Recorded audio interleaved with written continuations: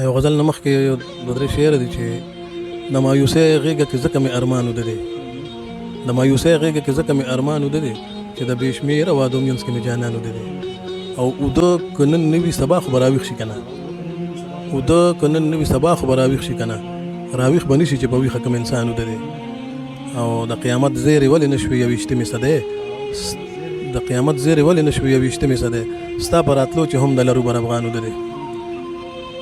غزل چې د ګټې کور کې را کوي را لتاوان لکه چې د ګټې کور کې را کوي را لتاوان لکه چې رانه چې مخ اړوي وجنې مې ارمان لکه چې او زما په وړاندې چې رقیب ته وایه که نه زما په وړاندې چې رقیب ته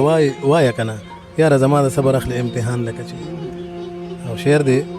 زما نامې سره چې سمه ستا نامه یادېږي زما نامې سره چې سمه ستا نامه یادېږي تو جوړ په ما او زه په تا شم تاوان لکه چې او نه په بلنه مې راځي نه را کوي بلنه نه په بلنه مې راځي نه را کوي بلنه په ما چې ګران دی په هغه یې ما ارزان لکه چې مننه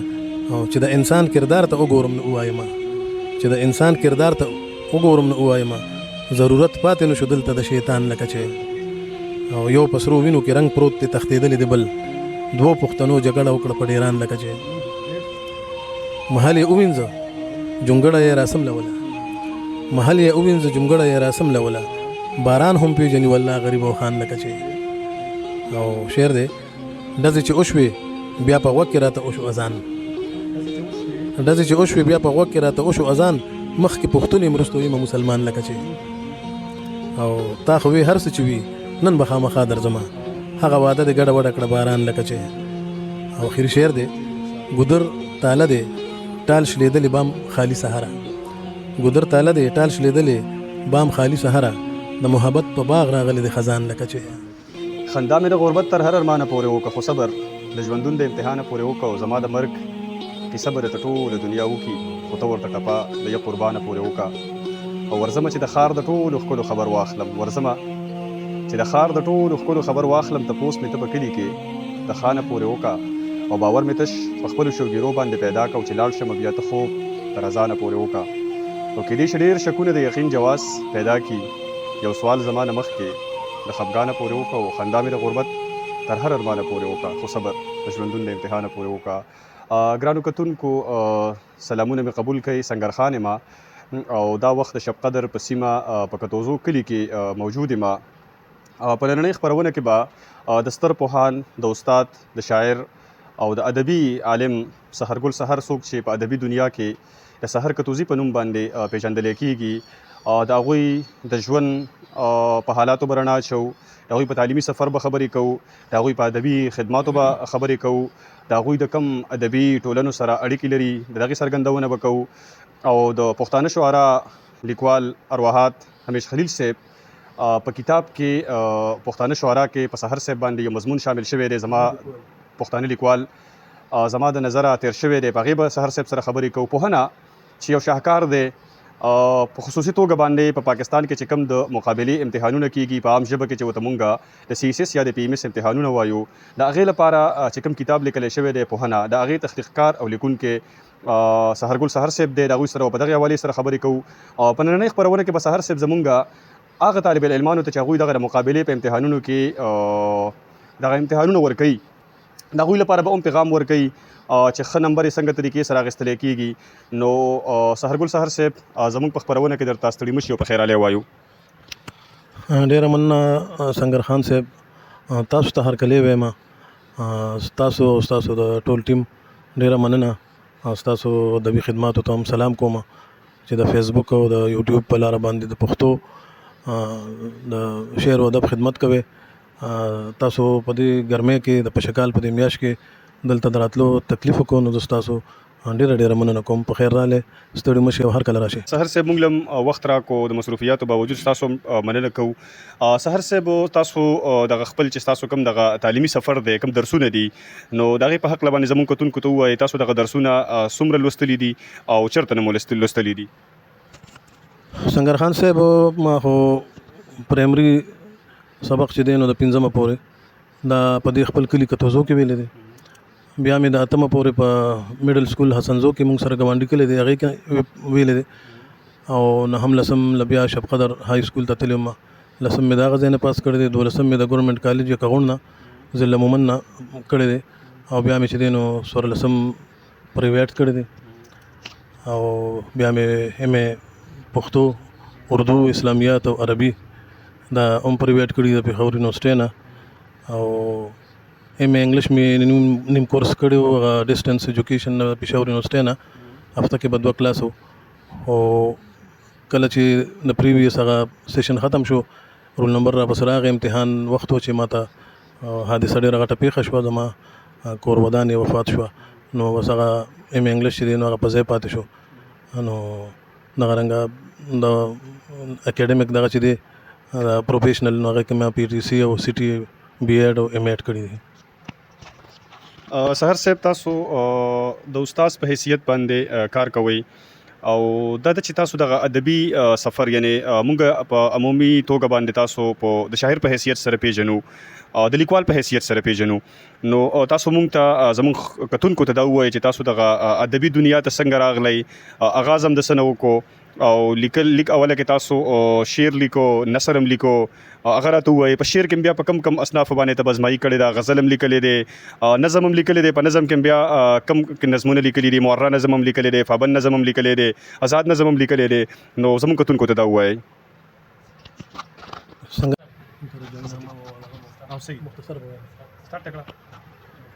سنگر خان صاحب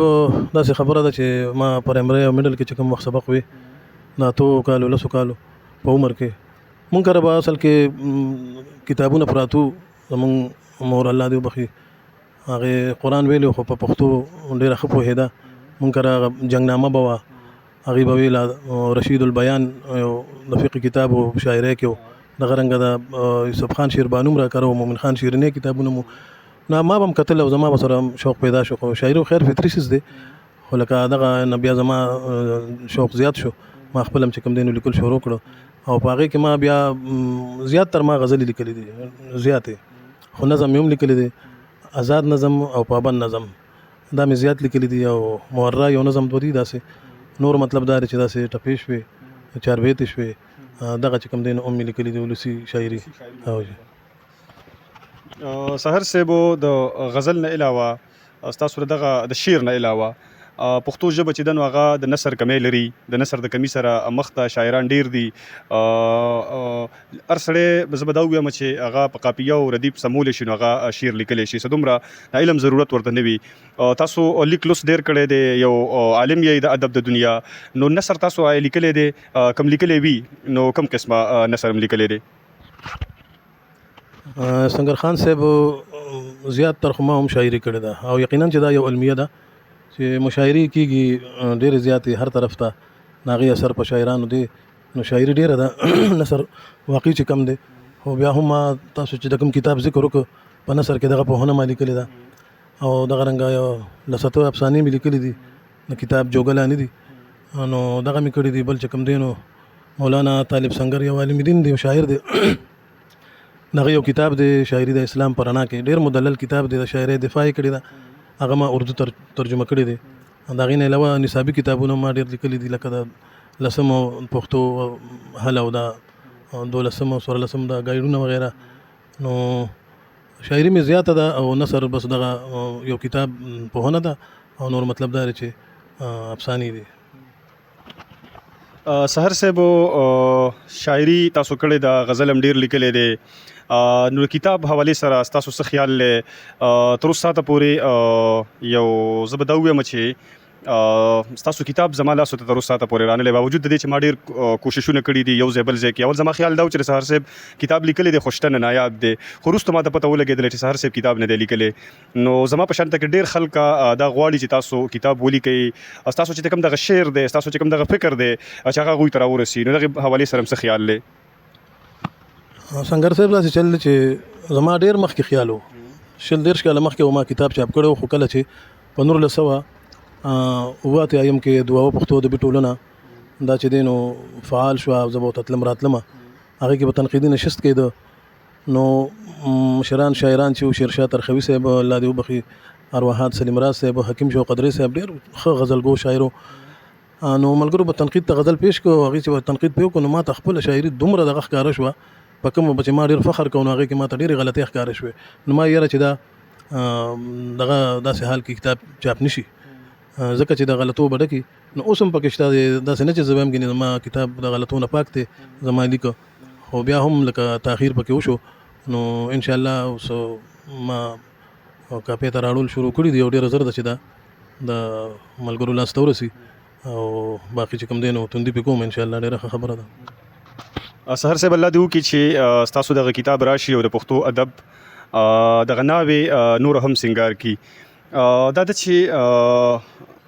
ادبي شاعران ادیبان چې دي راټولیږي په یو ځای کې مشاعرې کوي نو ستاسو کم ادبي ټولنو سره ناسته پاسته ده کم ادبي ټولنو سره تاسو اړیکې لرئ او په هغې کې تاسو په کم حیثیتونو سره کار کوئ؟ سنگر خان صاحب شروع خو ما د تقریبا نور له سوه پنځه اتیایم نه د تنګي یو ټولنه و شاهین پښتو ادبي ټولنه او ایوب تنګیوال دا زما ملګري و هغه ما ته بلنه وکړه نو د هغې مشاعرو له بتلمه بیا یو 2 کاله پس د دعاو پښتو ادبي ټولنه چې دا ډېره پخوانۍ ټولنه ده د دعاوي وړمبۍ ټولنه ده دا ابوزغلي او تخم د هغې کرلې دي حکیم شوق قدري صاحب او داسې نور مشران نو کله چې دا د تعاطل ښکار شوی و هغې نه موږ نو خبر خو په 7 اتیایم کې حکیم شوق قدري صاحب سعودي کې و چې راغی نو هغې بیا فعال کړه نو هغې کې به تنقیدي نشستونه هم کېدل او مشاعرې به هم کېدې زه اوسه پورې هغې سره چې دی نو تړون لرم او صدارت هم راته حواله دی دا تقریبا 10 کاله وشو دا ملګري اعتماد کوي بغیر مقابلې ما صدر کې نو د دې نه علاوه په دې دوه کې 2 نورې فعالې ټولنې دي چې یو قلم کورنۍ دوه وسیمه شب قدر او یو د قلم ملګري پښتو ادبي ټولنه صدر ګړی شب قدر نو دې کې چې کوم دی نو هغه سرپرست اعلی عهدې راکړې ده او جمعه په جمعه باندې یو جمعه باندې د یوې ټولنې غونډې په بله جمعه د بلې په بلې د بلې نو د دې نه علاوه د ملګري لیکوالان ضلع 400 صدارت هم راسره دی او 400 ادبي تحریک سره تړون لرم د هغې د جمعې د میاشتې اخري جمعه باندې غونډه سهر صاحب تیرو ورځو کې د ارواحات همیش خلیل صاحب دغه شاهکار چې کوم کتاب دی پښتانه لیکوال هغه زما د نظر تیر شو او په هغې کې ستاسو په ژوند باندې حالات دي ستاسو دغه ادبي خدماتو باندې په هغې رڼا چولې شوې ده نو دغې باره کې ستاسو څه خیال دی؟ همیش خلیل صاحب دی الله په ګور نور کې د پښتو ګرځنده اکیډمۍ باندې مشهور و ډېر زیات خدمات دي او پښتاني لیکوال لومبۍ او دویم ټوک هغې ډېر پخوا چې کوم دی نو 80 اویا کاله وړاندې دغه چاپ کړي وو او دریم ټوک یې دغه کو له 7 کاله وړاندې نو ما ته رنګ وکړه چې یاره زه خپل کتاب کې ستا شاعري شاملول غواړم ما ته مختصر خپل حالات هم راولېږه او د کلام نمونې هم راولېږه نو هغې پکې شامل کړي نظر دې جوګه نومه ځکه چې د هغې په دغه کې ډېر ښه شاعران او لیکوالان دي. سهر صاحب پوهنه چې یو سړی د پښتو ادب سره تعلق لري او که نه لري خو زما خیال دا دی چې هغه به د پوهنې نه خبر وي خو دا ډېرو کمو خلکو ته پته ده چې نن موږ دغه تخلیقکار سره ناست یو چا چې پوهنه تخلیق کړې ده نو دا راته ووایي چې تاسو دا اول دا کله چاپ شوې ده او تر اوسه ساعته پورې د دې څومره ځل دا چاپ شوې ده؟ سنگر خان صاحب ما په نور له سوه 99 کې یعنې 1999 کې دا تالیف کړې ده او هغه وخت کې دا د دې زخامت وغیره د دې په سلیبس کې به اضافه کېده نو دلته به موږ کتاب هم کې به هم لیکل د هغې مطابق زیاتول تر اوسه پورې دا تقریبا چې 18 یا 19 ایډیشنونه شوي دي او د بلکې دې نه زیات شوي دي عثمان آخري ایډیشنر دی خو دا تقریبا د 22 زرو په شمېر کې اوسه پورې دا چاپ شوې ده. سهر صاحب دغه کتاب چې دی نو د مقابلې د امتحان ورکوونکي طالب العلمان دغه کتاب لولي تاسو په خپله باندې د دغې مقابلې د امتحانونو دغه درسونه ورکړي هم دي په مختلف اکیډمیز کې تاسو دغه پرچې په خپله باندې چک کړي هم دي او تاسو دغه کتاب چې دی نو د FAC چې کومه اداره د هغې په ریکمنډډ کتابونو کې دی نو زمون کتونکو ته د دغه پښتو پرچه چې د نو پاغې کې هغه شانته کې نمبرې د مقابلې په امتحان کې نه راځي کوم چې په یو زمانه کې راتللې او یو ډیره مساکخیزه خبره ده چې د کال 2022 چې کوم د صوبې د کمیشن کوم امتحان شوی دی پی ایم اس چې په عام ژبه کې وته ویل کېږي نو پاغې کې داسې شوی دي چې د یو الک دی یا یو طالب العلم دی هغه د انګریزي ادب اغسته دی یعنی انګلیش لټریچر اغسته دی دغه پکې راغلي دي 2 کم اویا نمبرې یعنی زه به ویم چې 68 مارکس دا راغلي دي خو بل کس ته یو بل سایت ته یو کس پښتو اغسته ده او داغه نمبر راغلی دي 250 یا مثال په تور 2 کم شپې راغلی دي نو دې ته په کوم نظر سره تاسو ګورئ سنگر خان صاحب دا امیدواران کم چې په د مقابلې په امتحاناتو کې شاملېږي او دغه رنګه د نورو پوهانو نصرنګارو باره کې تپوس پکاري نو زه طالب علم به چې چا مطالعه کړي نو جواب به ورکړي نو چې اوس سوال داسې دی غیر معیاري دی نو کېدای شي چې پرچه چا جوړه کړي هغه له کتول هم لاړه شي نو هغه د طبیعت مطابق جواب به نه وي نو هغه به دغه کې کټ کړي بله دویمه خبره دا ده چې زیات امیدواران دغه کوي د ړومبې سوال شروع کړي نو بس رواني ورپسې نیم ټیم په هغې والي او باقي هر څو څلور سواله چې یا دغه هغه باقي وخت په هغې تقسیم کړي نو دغه هم ښه نه ده دویمه غټه خبره مسله دا ده چې دغه کسان دا په انګریزي ډېر پوهېږي تاسو چې وي انګریزي کې ډېرې نمبر اخیستې وي پښتو کې کمې نو دا یو خو زمونږ د پښتو املام ډېره افسوس خبره ده ډېره د افسوس چې دا نوي پورې ډېره مزیدار نو دغه یو مسله ده چې پښتو لیکل څوک نشي زده کولی اوس پورې شاعران ادیبان داسې به فصلو کې یو کس چې هغه به پوره املا ورځي لیکل به ورځي نو دغه هم یو مسله ده پکې او د پښتو هغه کومه صحیح مطالعه او هغې سره هغه کم تړون چې دی نو د هغې فقدان د هغې نشوال هم پکې دی سرسري مطالعه طالب علمانو کړي او بیا پرچه ورکړي نو خامخا به نمبرې کمې راځي سهار صاحب بل یو سوال به دا کوم چې تاسو خپله چونکې په عملي توګه باندې دغه پرچې چې کوئ تاسو مخې ته دغه پرچې راځي تاسو څه ګورئ په پرچه کې او د هغې مطابق تاسو یو امیدوار ته نمبرې ورکوئ یعنی یو امیدوار له څه پکار دی چې هغه د ښو نه ښې نمبرې په دغه مضمون کې سنگر خان صاحب ډېر ښه سوال مو وکړو او پرچه چې ده نو لکه څنګه چې هغې کې سوالونه راغلي نو هغه خپل ټیم چې هغه 4 غنټې وي هر څو چې هغه په هغې تقسیمول پکار دي چې یاره زه داسې ونه کړم چې یو سوال شروع کړم او نیم وخت په هغې واخلم او هغه نیم وخت بیا څنګه چې ما وختي مو وي هغه نیم وخت بیا باقي ټول سوالونه وکړم نو داسې نه ده پکار یو خو څنګه چې مو ووي یو سوال راغلی دی فرض کړه د حمزه بابا په غزل خبره وکړې نو د حمزه بابا صرف د غزل څو شعرونه 3 وي 4 وي 15 شپږ دا په هغه سوال کې ځایول وخت په وخت باندې پیراګراف نه پس د مثال په توګه لیکل پکار دي دا نه چې د حمزه بابا 140 شعرونه پکې ورکړي خو به تا نه وخت ضایع شي چې هغې نه دا پته لګي چې د دا لیکلي دي که نه نو املا غلطۍ نه ما نیولي دي او زما دا خواص هم دی کوم اگزامینران چې دي چې هغوی هم دغه غلطۍ ونه نیسي په دغه نمبر کمې نه کړي ځکه چې پښتو املا ډېره لویه مسله ده نو هر سوال له وخت ورکول پکار دي او د شعرونو پرچه ډکول نه دي پکار دا که څوک وایي نو دا غلطه خبره ده او دومره تفصیل هم نه چې هغه تا نه وخت ضایع کړي سهر صاحب